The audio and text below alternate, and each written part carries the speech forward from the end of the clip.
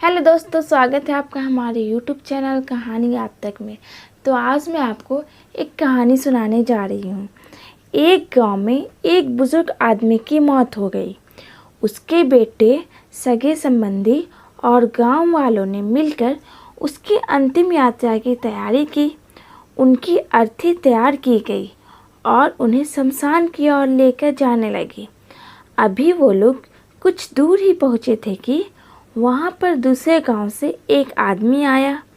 उसने उस अर्थी को लेकर जा रहे 4 आदमियों में से एक का पैर पकड़ लिया और सबसे कहने लगा कि ये आदमी जो मर चुका है, उसने मुझसे 20 लाख रुपए उधार लिए थे और जब तक मुझे पैसे वापस नहीं मिल जाते, मैं अर्थी को आगे नहीं जाने दूंगा।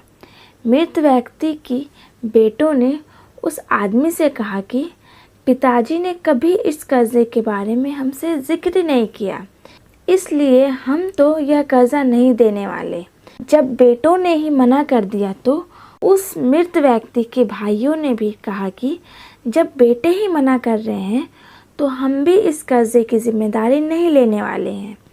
शमशान यात्रा में शामिल कोई भी आदमी पैसे देने के लिए राजी नहीं हुआ। दूसरे गांव से आए उस आदमी ने अर्थी को आगे भी नहीं जाने दिया, जब तक कि इस घटना की खबर घर की महिलाओं तक ना पहुंच गई। मरे हुए आदमी को एक बेटी थी।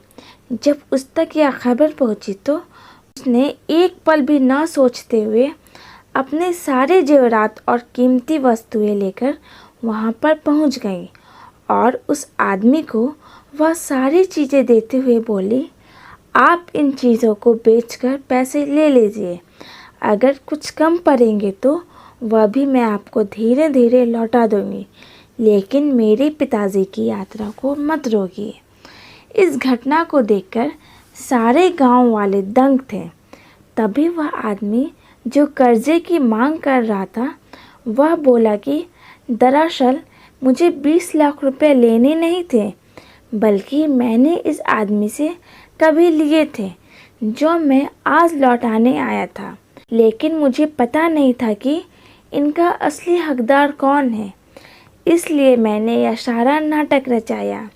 मैं जान चुका हूँ कि मरे हुए आदमी का सच्चा हितैषी ना उसके बेटे हैं ना उसका भाई, बल्कि उसकी बेटी है।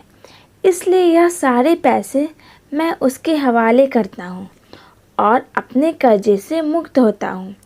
थोड़ी ही देर में जो घटना घटित हो चुकी थी, उससे बेटों के, भाइयों के और बाकी रिश्तेदारों के सर शर्म से झुक गए।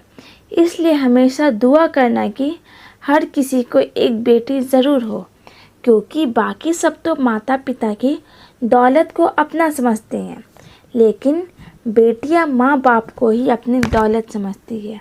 आपको हमारी कहानी कैसी लगी हो, कमेंट करके हमें ज़रूर बताइए और हमारे चैनल कहानी आप तक को ज़रूर सब्सक्राइब करें। Thanks for watching.